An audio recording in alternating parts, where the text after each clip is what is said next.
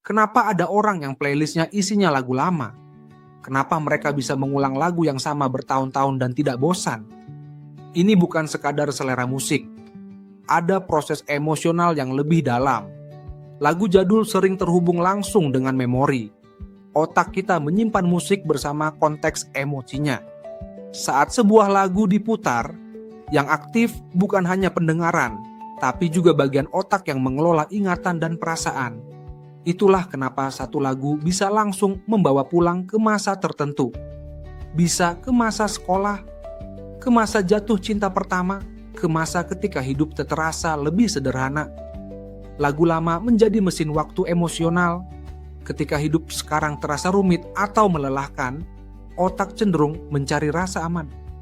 Dan memori masa lalu, terutama yang positif, memberi sensasi stabilitas. Ini disebut efek nostalgia. Nostalgia bukan hanya rindu masa lalu. Ia adalah mekanisme psikologis untuk menjaga identitas diri. Saat kita mendengar lagu lama, kita diingatkan siapa diri kita dulu. Kita merasa utuh kembali. Selain itu, ada juga faktor prediktabilitas. Lagu jadul sudah kita hafal. Kita tahu liriknya, kita tahu nadanya, tidak ada kejutan. Dalam dunia yang penuh ketidakpastian, sesuatu yang bisa diprediksi terasa menenangkan. Otak menyukai kepastian.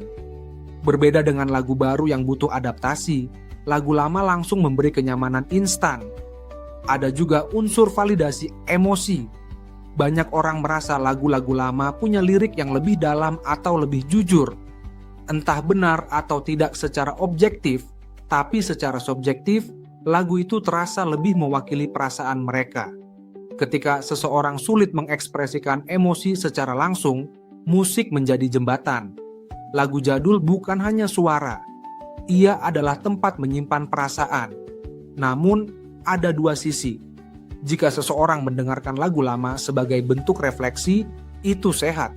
Tapi jika ia terus-menerus terjebak pada lagu yang menguatkan luka lama tanpa bergerak maju, itu bisa menjadi bentuk mengulang rasa. Kadang orang memutar lagu lama bukan karena bahagia, tapi karena belum selesai dengan kenangan itu. Solusi realistisnya bukan berhenti mendengarkan lagu jadul, tapi sadar motifnya. Tanya pada diri sendiri, aku mendengarkan ini karena ingin menikmati kenangan atau karena sulit melepasnya? Cobalah seimbangkan.